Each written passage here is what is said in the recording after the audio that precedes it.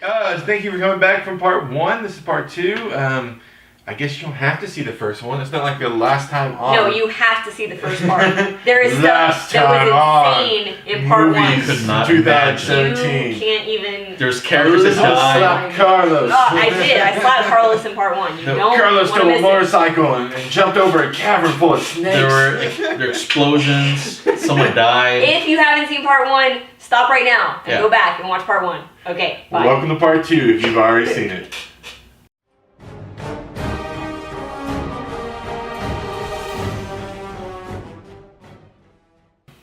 Alright. So, for the film would like to discuss next, is one that I kind of enjoyed at first, and then I thought about it and really started not liking that, and that was the movie It. When you're a kid, you think the universe revolves around you. You think that you'll always be protected and cared for. Then, one day, you realize that's not true.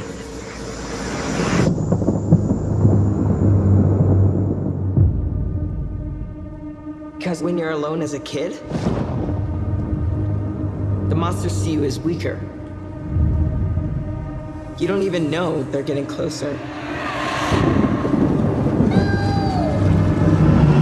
Till it's too late.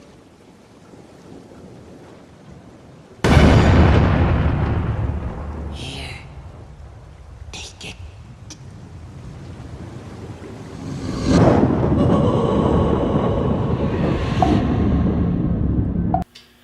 The first time I watched it, when we watched it, I really enjoyed it at first, but I kept doing this a lot. Every time the clown would show up and be like scary. Dude, he scared me. He was a good Pennywise, in my opinion. His acting scared me. It was directing. It was the cutting, the editing that bothered me. It was like, oh look, he's standing right behind you. And then like 5 minutes later, oh look, he's standing right behind you. I just must be an easy target because I jumped like 3 times or 4 times in that movie. It made me uneasy. It made me feel like I stopped being scared of him. Because, if he shows up in these kids' lives this often and nothing happens, I don't really care. All the bad things that happen in this town are because of one thing. An evil thing.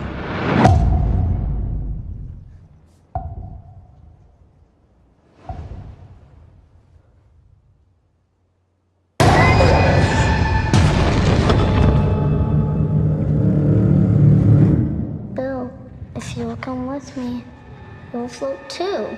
George. I saw something. The clown. Yeah, I saw him too. And I think, and Carlos pointed this out, and I think this is the same scene for me that made me go, is when he shows up at the bottom of the basement and kind of rises out of the water. And I was like, that's really freaking creepy. And then he did this weird shake thing when he started chasing the kid, and it made me go, why would you do that? Why don't you just go for the kid? Yeah. The shake, the really fast. And that's been going on for like the past 10, 15 years where like any kind of like horror film or anything like that, they're like, and they start shaking their heads like this, and I don't understand it. It's not scary. I still want them to make a sequel because the kid actors were really good, and I would like to see what they do. They're With the adult already one. in Yeah. production, yeah. I'm not saying that I Production. wouldn't go see the next one. I'm just saying at first I really kind of enjoyed it because I really like the kids a lot. But yeah, I just it wasn't scary at Finn all. Wolfhard was in it, right? From Yeah. Stranger Things, yeah. Yeah. Yeah. He's It Richie. didn't bother me. It didn't scare me at all. Beep Richie. There's other couple things I didn't like. Like there's some stuff that I thought would have been more interesting. Have you read the book? Yeah, Okay. would have been like there was this cool thing with the Jewish kid. And he was really scared of the painting. Yeah. That was creepy. That was really creepy. But we got like 3 seconds of that. That was enough. And the clown another scared me. 10 minutes. And I would like to know, why are you afraid of this? Is it just because you saw it in the office and you didn't like it? Or I would like a little bit of that. Just a little bit. I'm not saying like I wanted 15 minutes. It just give me something sometimes instead of just a clown over and over again. So tonally, it was even for you except for the jump scares. Yeah. And like I said, the guy who played Pennywise did a great job. When he was just talking, that was the scariest moment. Sarsgaard. But it was just that, the idea. And I'm not saying it's not easy to be scary, and it's really hard to scare me, especially when it's like supernatural stuff, that stuff doesn't scare me. Yeah. I get more frightened with like Leatherface and things that seem like it could happen, like someone just showing that up and scares killing you. That scares the crap out of me. Well, like I think I agree with you on it on a lot of stuff, especially the characters I mentioned was like a lot of the Losers Club. Out of 7, was it 7? I think it's 7. Out of 7, only like really 4 were really focused on. That's a And- good point. And yeah. the other ones were like, oh yeah, these guys are here. So Mike, the one with the photo album, which turned out to be Ben because they rewrote it for him. Yeah. And a lot of the ones weren't really fully developed. So when it happens, the next movie, I don't want to spoil anything, but when it happens in the next movie, you're not going to feel as much as you would for Beverly, That's or a very for good Bill, point. for any of the other ones. It was already long, it's so I feel But that. they did it in the miniseries, even though it was like the pretty miniseries, cheesy. Yeah. Yeah, I'm saying that I see what he's saying. I think they could have cut down some of the other characters a little And bit brought up everybody else. and brought up everybody else. I don't remember the names of each of the kids. The I do. black farmer kid, Mike he is like one of the most interesting characters in the book. in the book. And I wanted more of him, and he was barely in the film. He was pretty much just there to have an air gun. That was pretty much it. And then Stan with the painting. Yeah. You know, they had a little bit of him. In the miniseries, they had almost as much time, but that actor portrayed a little bit more apprehensiveness and scary. I heard they go a lot more into the backstory on the two like villain boys in the book. I haven't read the book because I'm scared to Oh, read yeah, scary me and books. Carl was pointing this up. So Okay, that so would've this is... been good. Most of y'all have seen it or read it. I mean, seen the original thing or read it. One of our favorite things in the original miniseries, me and Carlos, was when again, I don't know his name, but the bad kid shows up again Bowers. in the Henry adult Bowers. thing. We really liked that character. He was in an insane asylum and stuff, and Pennywise breaks him out. It's really cool. And then in this movie, he falls down a well, and we're pretty sure he's dead. And we don't know what they're going to do with that. Isn't he? Because in the book he was blamed, even in the miniseries. Oh, yeah, he was blamed. for all the child murders. While he was in the insane What happened asylum, with they this thought he went crazy, and that's what happened. It was. So I don't know what they're gonna do. I don't know what they're gonna do.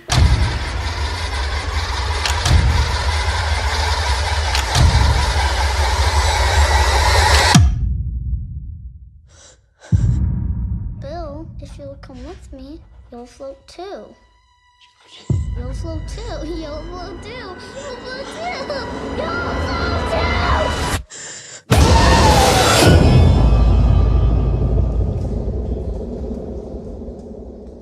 too. We shall find out. Next movie, Mr. Oh. Flores. The other one, I guess, disappointed. I wanted to hate it, but I was disappointed, but I still saw it twice. Family and with Caleb here is the Justice League. Let's do it. All right. Oh. All right. That's it. That's all I got. Yeah. We don't have to say anything. The Yeah. things have been said 1,000 times. We'll say this. We all really like the TV show Flash. Yes. We Grant don't Gustin. like the movie Flash. He does not seem... I do interesting like at all. Ezra Miller. I have to say Ezra I hate Miller. him so I much. like Ezra Miller, but I mean Grant Gustin's the Flash, so. It's hard. He's more obnoxious and funny. Yeah. He had That's a lot of funny written lines, and I don't think they were delivered well. Flat. Everything well flat. Yeah. The only thing that was funny was when Superman saw him running. That was it. And everybody knows that. That was the best part of the movie. And it was funny The little because side joke was the best part of the movie. because Joss Whedon wrote it and filmed Yeah. it, and there you go. That's all it was. Oh, yeah, that's Justice League. Okay, we're gonna go past that. We're Moving just going on. to Elizabeth. So I've already covered, favorites and the movie I hated. So I'll have to say that the third movie I want to discuss is the one that will stick with me for the rest of my life. Damn. Either hate it nor love it. And that is Mother.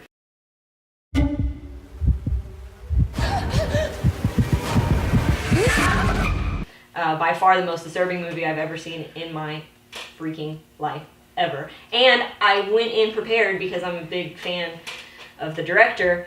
And I went in having read up on the movie, so I knew about all the symbolism. Now I have to say that a lot of reasons that it got terrible user reviews is because a lot of people didn't understand it, including my husband, until I had to explain to him all the symbolism afterwards, and then he was like, oh, that's Is that true? it's pretty cool. Because the symbolism I thought was so blatant and open that that's what kind of made that Well- kind of bad. It wasn't. It depends on the way you see it. On the way you interpret it. Yeah. So, Oh, okay. the way I interpreted it, and most people interpreted it, is, you know, very heavily symbolic on Mother Nature, Jesus, God, Cain and Abel, obviously, Adam and Eve. Yeah. So very heavy symbolism. At one point, you just have to be aware you are going to see a baby get killed. And it's I didn't think, you know, going to the movie that would just be disturbing to me, but yeah, it's it'll stick with you. And on top of that, just the symbolic nature of, you know, the movie, what humans are doing to Mother Nature, it kind of fucks with your mind. And So do you feel it was like a Captain Planet, just done adult version of it? I don't know. I haven't seen Captain Planet. At any point did they combine their powers? No, like, you know, it was a blatant eco show, and you know It was blatantly about like the ecosystem. Yeah, I mean, and religion. Very. What did Chris think it was? Well, I'm he was curious. just. I mean, if you have you seen the movie? I walked in and out of the movie Yeah, so many I mean- times. I've seen lots of clips. There, It just didn't seem so interesting. you can obviously go into the movie if you haven't read anything up on it and see, okay, You can this pick it up. director is trying to say something. Right. But at the same time, I understand how it could just be confusing if you go into it and just think it's a movie with stuff happening. Right. Because it's a movie with stuff happening and there's little dialogue, you know, no real intro. It just starts happening. Like, open scene, shit just starts happening, and it starts off really, I'm not gonna say slow, because the whole time it's building tension. The whole time you're uneasy. There's a lot of quick cuts. Darren Aronofsky is all over it, definitely. But then the last 30 minutes of the movie are just a complete just nightmare. I mean, and I say that in a good way, a respectful way, because holy crap, like, it takes talent to make people feel that way. I mean, this movie made people throw up. Like, it was disturbing. And that being said, I will never ever watch it again, even if I have people that I'm with that want to see it. But it will stick with me, and the message will stick with me. Everything will stick with me, and so that's why that was a movie that I wanted to mention. It's just never enough.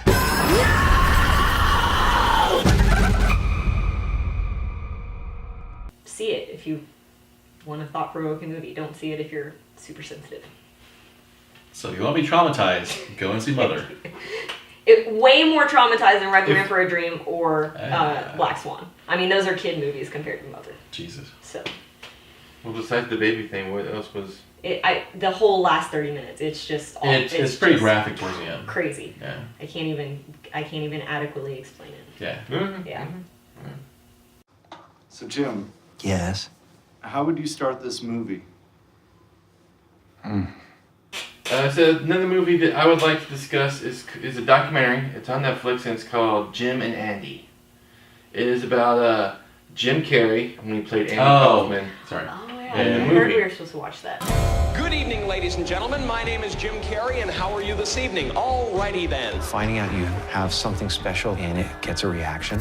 That's how I got attention and love. I've watched the stars fall silent from Andy Kaufman came in to turn reality on its head and not stop when the camera stopped. Andy Kaufman cared less about making his audience laugh than keeping them confused. And it is My cousin told me to watch that. incredibly interesting because Jim Carrey went completely method in this thing. Mm-hmm. He was Andy Kaufman for the entire, what was it, a month they were filming? Something like that, a month to 6 weeks?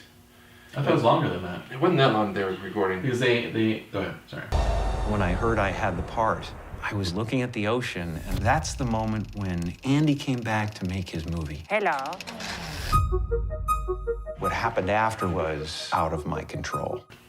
But yeah, the entire time the driver who took him to and from, so he'd show up as Andy and he'd leave as Andy, and he was so much like Andy that some of the other people from like the TV show Taxi were like really freaked out a little bit how much like Andy Kaufman he was the entire time, and he had people call him Andy even when they weren't filming, even when there was in like anything. He wouldn't answer the Jim. He would answer the only Andy the entire time. And he started fights with Jerry King Lawler, which is funny because Andy and Jerry King Lawler were actually really good friends. They only fought on set. But he really wanted to get Jerry the King Lawler like pissed off to get the shots right, and that's cool. You hear about stories about people going like really under when they're recording movies, like becoming another character. Like I heard a story of Brad Pitt in that Snatch movie. What you doing, Potter? Get out the way back. Hey, the Winter's Kansas for the horses and all that. What? Turkish, the five's twice the size. And my master needs a caravan. I like to look after me man. It's a fair deal. Take it. What? Why the fuck do I want a caravan? It's got no fucking wheels. Do you like dogs? Dogs? You like dogs? What? That's your back's a little. Concentrate. You look like a back. What? Like talking like that the entire time. Yeah. You hear stories about Marilyn Monroe going a little crazy because she would be in a character the entire time they were filming to the point where she forgot who the hell she was. What's that guy's name? My Left Foot. Oh, yeah. He's Like super Daniel method. Day-Lewis. Yeah. Yeah. I heard Adam Sandler did the same thing with Pixels. Yeah, I can see that. Yeah. Play video games 16 hours a day. But I've never got to see it before, and all this footage, you get to see him like pretty much be someone else for an entire time, and it was a little bit crazy to watch. Well, I'd like to see that. The director Milo, he purposely made the film chronologically, like from beginning to end. So every scene was shot chronologically. So when Jim Carrey was playing him, he went through it. He got the cancer and everything, and he went through it, and he got the chemo, or he didn't go chemo. He did the Eastern medicine, whatever. Eastern crystal. And then he died. So he lived and died as Andy Kaufman. Insane. I would like to see that. I haven't seen that. It was completely and utterly interesting. I really enjoyed it, and I suggest it to everybody out there, even people who don't like documentaries, because it was about a movie. So if you like behind the scenes stuff, you would really enjoy this. When the movie was over, I couldn't remember who I was anymore. So you step through the door not knowing what's on the other side. What's on the other side is everything.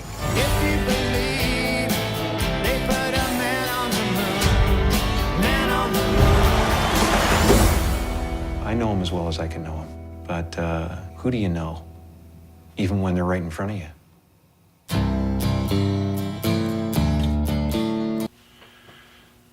Alright, Carlos, do you have another film we want to talk about? I want to mention a few ones, just Yeah, the ones go that for it. are pretty cool. I liked what went back or came out a while ago was John Wick Part 2, Chapter 2. Part 2 was badass. Loved it. I had high expectations, but then I was trying to calm myself, thinking it's not gonna be as good as the first one, and it was. So, and it left it open ended, and it's gonna be great, and I can't wait. He's in pre-production right now for Part 3, Chapter 3. Yeah. It's gonna be hard to do 3 in my opinion, because I know. they upped the heck out of the Yeah, the everyone's ante. trying to kill him. Yeah. Yeah, they I think they went a little too far too fast, but they made 2 amazing movies, so I'm not gonna say anything John about the Wick. third movie. They might like flip it, and everybody wears like the Splatoon cannons from like the Nintendo game, and maybe they do that. I don't know. Don't do that. But who knows what they're gonna do? But I'm looking forward to it. It's one of my Cool. You have any other ones you want to mention? I know you've already mentioned like 15. I mentioned a lot, so I'll just go with my Oscar predictions. I think that 3 Billboards will win Best Picture. Calling it. We'll see. We'll See if probably I'm do a Oscars episode right beforehand. look for it soon. That would be better, yeah. Right beforehand, we'll probably Then just I talk can about the tell you Oscar all my stuff, picks. and we'll It'll be let her 3 talk hours about all long. the stuff she likes. 3 hours long. No, I'll just give you my guesses. She'll dress up like it's the Oscars and No, I don't have Gold any paint. Oscar we'll de get la the suits Renta. and stuff. Okay. And Gold paint. She'll shave her head. Yeah, no, probably not. But A I do little think gold 3 trophy Billboards right here. will win. I'm calling it. Or Lady Bird, but probably 3 Billboards. Anyway. the only thing else I would like to discuss is Disaster Artist, which was a lot of fun to watch. That's what my other favorite movie was. And it wasn't as good as I was hoping it would be, but there was no way this movie would have met my expectations, because Yeah. my expectations over the years from when we first heard it was going to get recorded to the finally get to watch it, just kept building up and up and up. But even though it didn't reach his expectation, it was still so good and so fun, and I would like to see it again. Yeah, it was excellent. See The Room first, obviously, if you haven't, so you can fully appreciate the Disaster Artist. Now, even if you don't want to see Disaster Artist, watch The Room. It's hilarious. These guys made me watch it when, years ago when I had no idea what it was, and they didn't tell me anything, so it was just a perfect way. And, all throughout the movie, I'm like, what is this a real movie? Like, is this a parody? Like, is this really a movie? And they're just like, yes. Yeah. It's a movie. It's real. It's a bad movie. At the beginning, you go like, why is she kissing that guy? That guy looks like a troll. Are they gonna have sex? Why would you with that guy? It was, but The Disaster Artist was excellent.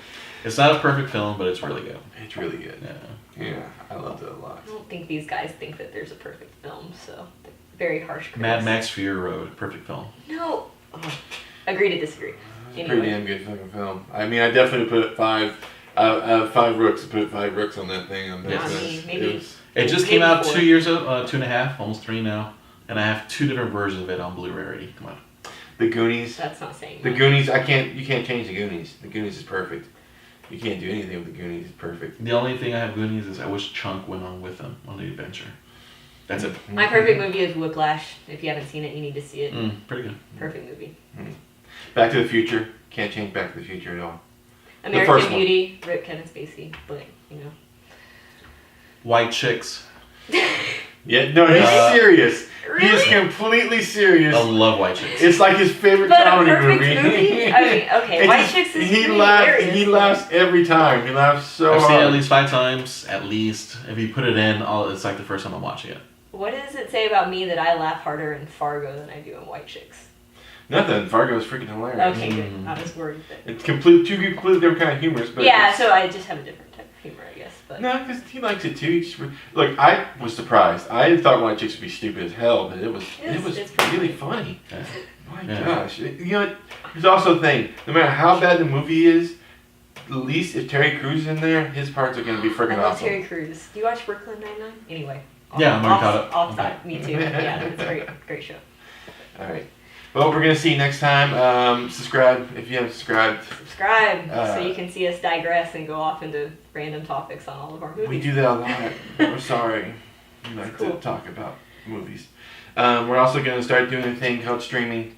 Well, we don't have a name for it, but we're going to talk about things that are on streaming services. And we think that would be really interesting, so check that out if you like to watch that kind of stuff. Coming soon. If you like things like Netflix and Hulu originals and things. Netflix and chill. No. I think that's taken already. So let's. Never mind. Spitballing Up here. the stream.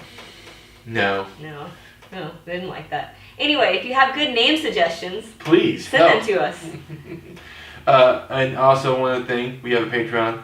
Check that out. Give us money. We're poor. We are poor. And more stuff, more short films, and more discussions will be coming soon. Thank you very much, guys.